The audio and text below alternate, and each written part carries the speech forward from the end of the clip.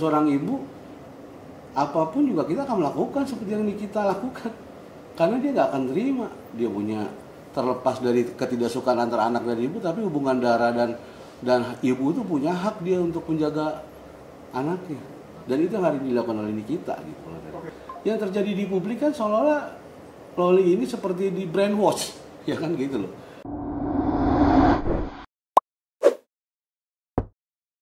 Jadi gini loh, kalau korbannya, kalau hubungan suka sama suka, itu salah satu pasangannya adalah anak, itu nggak berlaku. Karena dalam Undang-Undang Perlindungan Anak, jelas hak anak itu masih di bawah hak ibunya gitu. Jadi dia tidak bisa melakukan perbuatan hukum apapun, kecuali memang hak sepenuh ibunya. Jadi kalau kita ngelihat Niki merasa bahwa dia membela mati-matian anaknya untuk membawa ini ke proses hukum karena ada dugaan tadi ya, selama berhubungan dia dikuasai, dipengaruhi, kemudian ada upaya disetubuhi sedemikian rupa, ada upaya kemudian aborsi berdasarkan dari pengakuan mungkin teman-teman dekat dari Loli, ya itu udah betul itu dia kemudian membuat laporan. Jadi hubungan antara anak dengan ibu itu tidak bisa dipisahkan. Jadi kedudukan kalau kita melihat dalam proses perlindungan anak, apa yang dilakukan Fadil itu keliru tuh menurut gua tuh, itu sesat tuh itu ya.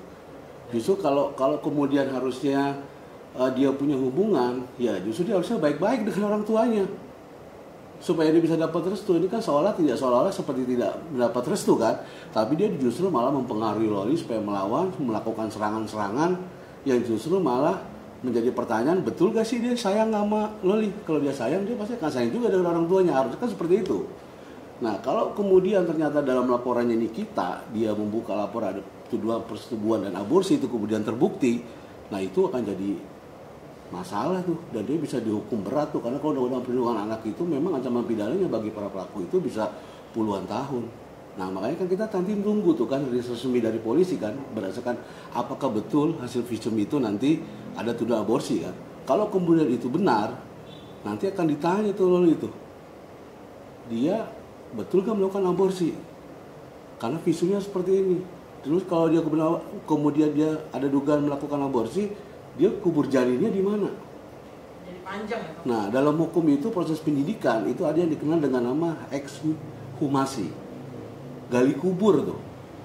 Bisa jamin kalau Loli nggak akan ngomong? Jangan-jangan ada yang tahu dia melakukan penguburan janin itu sama siapa? Sama Fadel misalnya. Lalu bidannya siapa? Dokternya siapa? Itu bisa merembet nanti kemana-mana. Makanya nanti tunggu aja tuh hasil resmi dari pihak kepolisian, karena kalau itu kemudian bisa dibuktikan ya dia bisa kena, dan harus menempatkan Loli itu sebagai anak dalam kasus itu adalah korban. Jadi kalau ada orang dewasa kemudian melakukan tindakan yang dia berhubungan atas suka sama suka, itu nggak bisa Undang-Undang Perlindungan Anak, dia tetap dianggap dewasa, dia sudah tanggung jawab dan dia atas semua perbuatan yang kemudian dituduhkan. Makanya nanti kita ikut saja dan tunggu perkembangannya sih itu kalau gue lihat. Tuduhan aborsi ini tuduhan pasal yang serius loh. Ancam pidananya itu bisa puluhan tahun itu bagi pelakunya. Kedepan setelah kemudian si Loli ini diambil dari apartemen kemudian dilakukan visum, kita tunggu aja rilis dari polisi ya. Kalau ternyata kemudian dari hasil pemeriksaan dari hasil visum ternyata ada dugaan aborsi, ya itu pasti akan diikuti ekshumasi. Jadi akan ada proses gali kubur tuh. Dia pasti akan tanya tuh jadinya dikubur di mana. Ini jangan-jangan dua pasangan ini tahu nih Loli sama Fadil. Semua orang yang membantu dan turut serta dalam proses aborsi itu akan diminta pertanggungjawaban pidana. Jadi mungkin bukan mereka berdua. Ada orang lain tuh, bisa jadi mungkin bidan atau oknum dokter yang kemudian terlibat dalam aborsi itu juga bisa jadi masalah. Seorang ibu, apapun juga kita akan melakukan seperti yang kita lakukan. Karena dia nggak akan terima. Dia punya, terlepas dari ketidaksukaan antara anak dan ibu, tapi hubungan darah dan ibu itu punya hak dia untuk menjaga anaknya. Dan itu yang harus dilakukan oleh Nikita gitu. Siapapun seorang ibu nggak akan terima anaknya dirusak seperti itu, tinggal bareng, ya nggak, dapat kabar dihamili, diaborsi, dilakukan kekerasan, dimanfaatkan katanya, ya disuruh cari biaya hidupnya dari si perempuan ini, siapapun itu nggak akan terima. Dalam posisi seperti itu ya, apa yang dilakukan Nikita itu menurut gua ya sudah tepat. Justru gua tanpa mendahului ya, maksudnya proses penyidikan polisi, tanpa mendahului putusan pengadilan, apakah perkara tuduhan aborsi dan persetubuhan ini terbukti ya, kan sekalipun dia bantah kan gitu. Ya tapi kan ada fakta yang kemudian tidak dihindari adalah pertama dia pernah hidup bersama tanpa perikatan.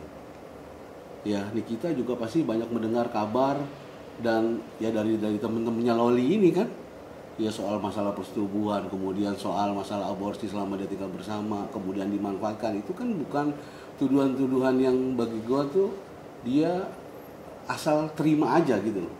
Pasti dia punya alasan kenapa dia melakukan itu. Yang terjadi di publik kan seolah-olah Loli ini seperti di brainwash, ya kan gitu loh.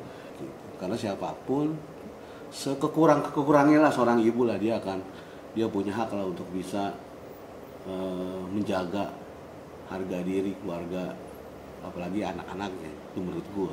Sayang itu maksud gua, lu gak akan nyerang ibunya gitu loh. Lu pasti akan ajari anak bagaimana berbakti pada ibunya. Apalagi kan kalau kita lihat ada potongan video yang dia mengatakan bahwa kalau lu mau sayang sama gua, lu harus nurut sama gua gitu. Berarti kan apa yang terjadi pada Loli saat ini jangan-jangan didikannya dia kan gitu loh. Iya, aborsi itu ada di Undang-Undang Kesehatan. Ya, ancaman pidana itu bisa 5-15 tahun, Bos. 15 tahun. Kemudian ada persetubuhan. Ancamannya bisa 15 tahun. Ya puluhan tahun semua. Memang tinggi-tinggi kalau kejahatan terhadap anak tuh. Itu loh resikonya. Sekarang tinggal pilihan aja. Mungkin yang dukung Nikita juga belum tentu dia suka sama Nikita, tapi rasa keibuannya itu loh. Itu yang saya kira kita punya perasaan yang sama lah, hampir setiap orang lah yang punya ibu. Reaksinya Nikita ya karena dia merasa nggak terima anaknya diperlakukan selama ini seperti itu, ya kayaknya mustahil tuh menurutku kita untuk hari ini bisa menerima gitu loh. Ini bukan dewasa sama dewasa gitu loh, ini anak dengan orang dewasa. Dan kita tangkap bahwa ada kesan memang Loli itu selama ini hanya dimanfaatkan oleh Fadel gitu.